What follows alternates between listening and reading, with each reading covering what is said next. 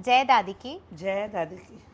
अरुणा दीदी, इतना सारा आपके बारे में सुना है कि आपने रानी सती दादी के लिए सब जातियों को जोड़ा, ना कि सिर्फ मारवाड़ीज़ में पर और जगह पे भी उनका प्रचार किया। आपके लिए ये कैसे संभव बना, जबकि मैं भी दादी की बातें सुन के, दादी के भजन सुन के दादी मैं हो चुकी हूँ। तो आपको इतना सुनने के बाद मुझे ये जानने की भी थोड़ी है कि आपने ये कैसे किया। देखिए, मेरे साथ बहुत एक बोलते हैं ना करिश्मा होता है ना, कोई बोलता है क्या होता है, ये मैजिक है या क्या है। मेरे साथ हुआ है। मेरे को लगता है कि माँ ने मुझे बहुत बड़ा गिफ्ट दिया है कि मेरे को बच्चा नहीं था, बच्चा हुआ, उसके बाद माँ सपने में आना और एक चीज़ का बताना कि जैसे मारवाड़ी में बात करते हैं ना, तो बोलती है कि आप तू उठ, तू चाल मेरे प्रचार कर, तू उठ चाल मेरे प्रचार कर। तो उस समय तक मैं नहीं जानती थी क्या होता है प्रचार करना। माँ तेरा प्रचार क्यों करना, तू तो ऑलरेडी इतनी बड़ी सेठानी है।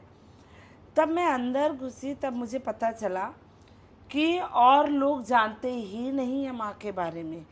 जब मैं बोलती थी जय दादी की, तो लोग बोलते अच्छा अपनी दादी को जय बोल रही है। तब मैं उनको इनके बारे में बताने लगी कि नहीं नहीं, मेरी दादी नहीं है, माँ है, वो बहुत बड़ी हो गई, कितने बार उन्होंने अवतार लिया है, तो हम लोग प्यार से उनको दादी बोलते हैं। और एक चीज़ और बोलती हूँ मैं इसके साथ कि दादी अपने पोता पोती चाहे कितनी भी गलतियाँ कर ले, उसको माफ़ कर देती है।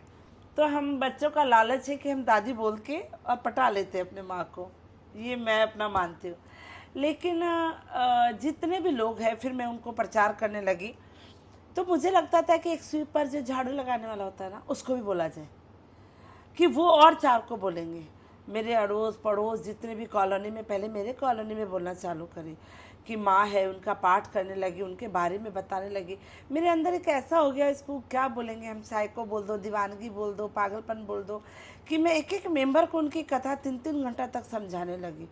और मुझे लगा वो पूरा दादी में हो गया। जब तक वो दादी में नहीं हो गया, मैं उसको छोड़ती नहीं थी। ऐसे करते करते मुझे काफ़ी समय लगा उनको करने में। लेकिन जब एक को मैं तैयार करी ना, ये मानो कि उसने आगे पहुंचाई बात को। और मैं दिन पे दिन, पहले 13 लोग थे, 14 लोग थे, बढ़ते बढ़ते बढ़ते बढ़ते आज मुझे सालों हो गए।